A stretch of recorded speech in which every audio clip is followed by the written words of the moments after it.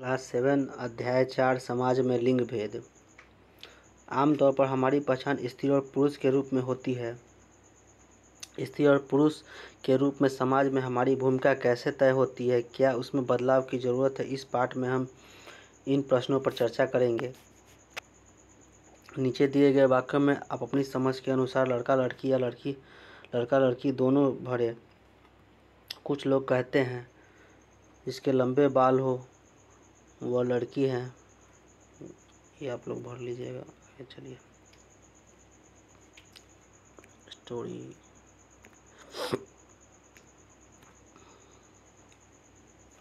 लड़की क्या है, लड़का क्या है?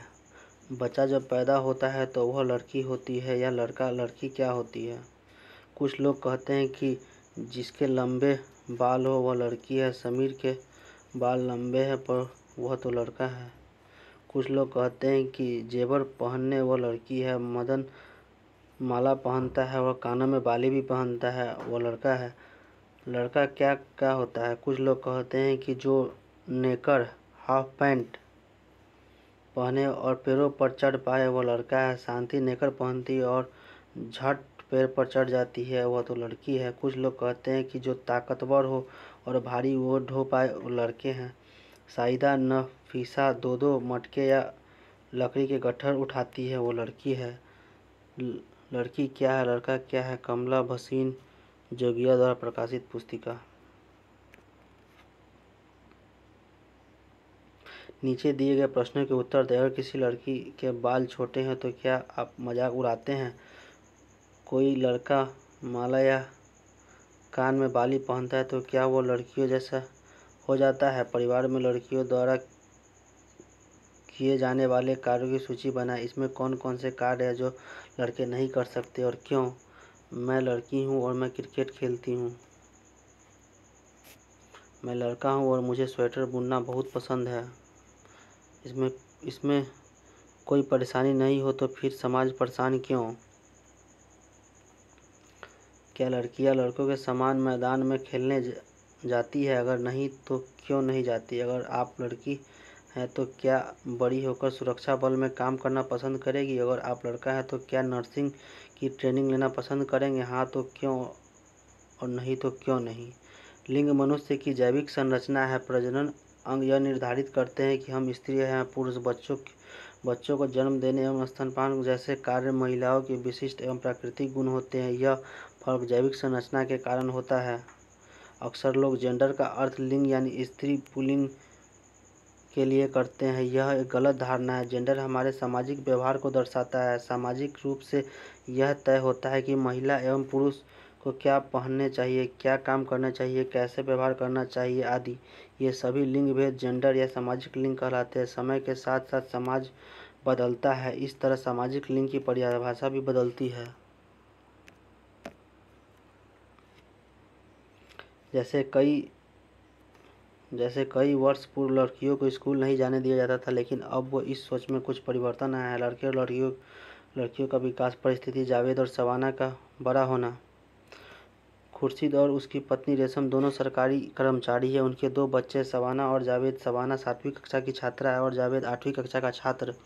सुबह उठकर परिवार के सारे लोग एक नियमित दिनचर्या के अनुसार अपने अपने कामों में लग जाते हैं। चाय पीने के बाद खुर्शीद घर की सफाई करते हैं।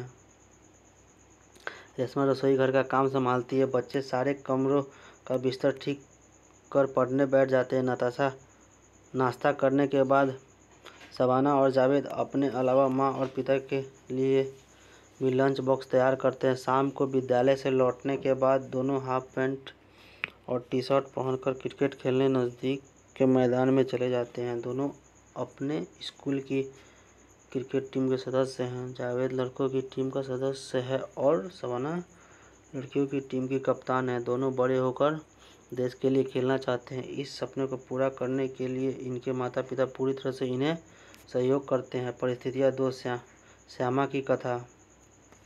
श्यामा समझ नहीं पाती कि ऐसा क्यों होता है। वह सुबह उठकर ढेर सारा काम अकेले ही करती है। गाय लेकर जंगल में जाती है, किसी को कोई परेशान नहीं होती। वह भी अपने भाई रवि की तरह स्कूल जाना चाहती है। माँ, पिताजी, दादा सब यही कहते हैं कि इतनी दूर लड़कियाँ जाती को पढ़ने नहीं भेजेंगे, बस 5वीं तक गांव के स्कूलों में पढ़ा लिया, इतना बहुत है।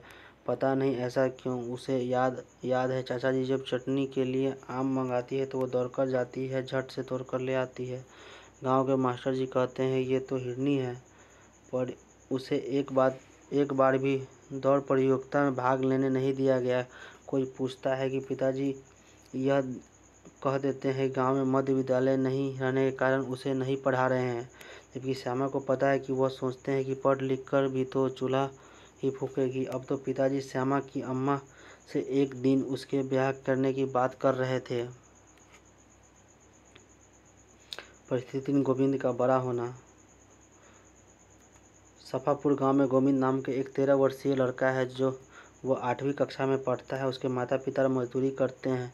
उसके 2 छोटे भाई बहन दिन भर खेतों में मजदूरी के कारण उसकी माँ थक जाती है। इस कारण कभी कभी वह घर का काम नहीं कर पाती। उसके माता पिता में झगड़ा हो जाता है। इस झगड़े के कभी कभी माँ की पिटाई भी हो जाती है। गोविंद को यह अच्छा नहीं लगता। वह माँ की मदद करने के लिए घर में कई काम करता है, जैसे जलावन की लकड़ी लाना, पानी भरना, बर्तन साफ करना, झाड़ू लगाना। माँ के घर लौटने से पहले सब्जी बनाकर रख लेता है। घर के काम करने के कारण वह कभी कभी दोस्तों के साथ खेलने नहीं जा पाता है। इस कारण उसके दोस्त उसे चिढ़ाते हैं। वह सोचता है क्या लड़कों को घर का काम करना ठीक नहीं है। ऊपर के तीनों उदाहरणों को पढ़ने के बाद लगता है कि अलग अलग तरीकों से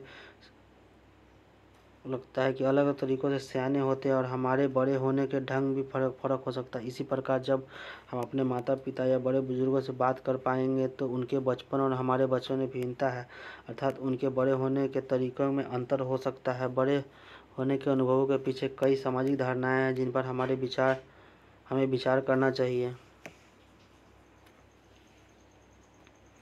कैसे तय होती है हमारी भूमिका।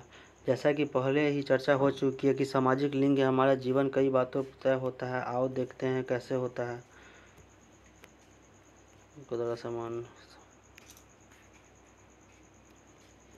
इस सूची से स्पष्ट होता है कि समाज लड़के और लड़कियों में अंतर करता है। यह अंतर उसके पहनने के कपड़े और खेलने वाले खिलौने भी स्पष्ट रूप से देखा जा सकता है। उदाहरण के लिए उन्हें खेलने के लिए भिन्न भिन्न खिलौने दिए जाते हैं। आपने गौर किया होगा कि लड़कों को अक्सर खेलने के लिए कारें दी जाती हैं कि लड़कियों को गुड़िया। बचपन में इन खिलौनों को देने का एक ही मतलब होता है कि ये खिलौने इस बात को दर्शाने का माध्यम होते हैं कि बड़े होकर जब स्त्री या पुरुष होंगे तो उनका जीवन जीने का तरीका अलग अलग होगा।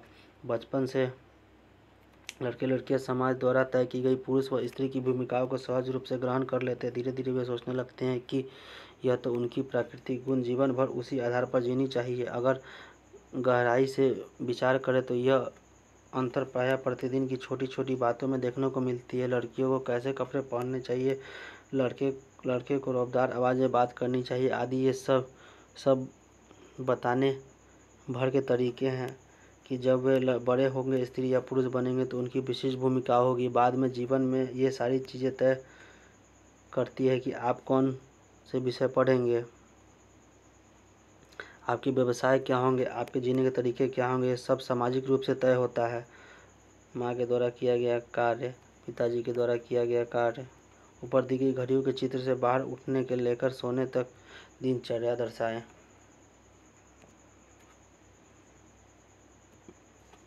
घरेलू कार्य का मूल। दूसरे समाजों की तरह अपने समाज में भी पुरुष और स्त्रियों की भूमिका और उसके काम का महत्व समान नहीं समझा जाता।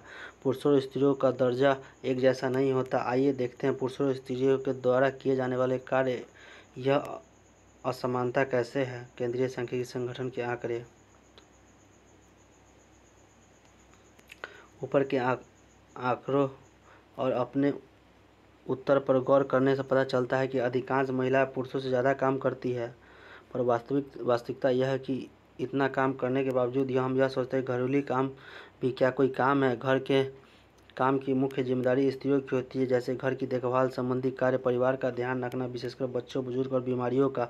फिर भी जो काम घर के अंदर किया जाता है उसे काम के रूप में नहीं पहचान मिलती है। इससे ऐसा समझ लिया जाता है कि ये तो औरतों के ही काम है, इसके लिए किसी को भी कोई खर्च नहीं करना पड़ता, इसलिए समाज में इन कार्यों का अधिक महत्व नहीं दिया जाता है। इस सोच के चलते महिलाओं को पुरुष की तुलना में कमतर माना जाता है। क्या इन कामों का कोई मूल्य नहीं? बहुत से घरों में, विशेषकर शहरों और नगरों में, लोगों के घरेलू काम के लिए रखा जाता है। वे बहुत सारे काम करते हैं, जैसे झाड़ू पोछा करना, कपड़े बर्तन धोना, खाना पकाना, छोटे छोटे बच्चों और बुजुर्गों की देखभाल करना। इनमें ज़्यादातर घरेलू कामगार औरतें हैं। कभी कभी इन कार्यों के लिए छोटे लड़के और लड़कियों को भी रखा जाता है। घरेलू काम के ज़्यादा महत्व नहीं दिया जाता, इसलिए इन कामों के बदले मजदूरी दी जाती है, वह भी सरकार द्वारा निर्धारित मजदूरी से कम है। एक घरेलू कामगार का यह काम सुबह 5 बजे शुरू होता है और देर रात तक चलता है। इतनी जी तोड़ मेहनत करने के बावजूद उनके साथ सम्मानजनक व्यवहार नहीं किया जाता। वास्तव में जिसे हम घरेलू काम कहते हैं, वह कोई एक नहीं बल्कि कई कामों का मिश्रण होता है। झाड़ू लगाना, कपड़े साफ करना, फर्श साफ करना, खाना पकाना इत्यादि। ग्रामीण इलाकों में इन कामों के अलावा महिलाएं दूर से पानी जलावन की लकड़ियाँ भी लाती है। पशुओं को देखभाल तथा खेतों में काम आदि भी करती हैं। ये ऐसा काम जिनमें काफ़ी शारीरिक श्रम की आवश्यकता होती है। ये काम शरीर को थकाने वाले होते हैं, जिसे अक्सर नज़रअंदाज कर दिया जाता है। सामाजिक लिंग भेद अर्थात स्त्री और पुरुष में फर्क समाज में बहुत गहरा प्रभाव छोड़ा है। यही कारण है कि लड़कियां शिक्षा से वंचित रह जाती है। उनके स्वास्थ्य पर भी ध्यान नहीं दिया जाता। इस कारण स्त्रियों में खून की कमी एवं कमजोरी पाया जाना एक आम बात है। एक तरफ काम का बोझ अधिक है, दूसरी तरफ मौके कम मिलने, ध्यान की कमी दिया जाता है। इस तरह देखें तो दोनों से असमानताएं आगे के पाठ में हम चर्चा करेंगे। इस सामाजिक असमानता की स्थिति को बदलने के लिए क्या क्या किया जा सकता है।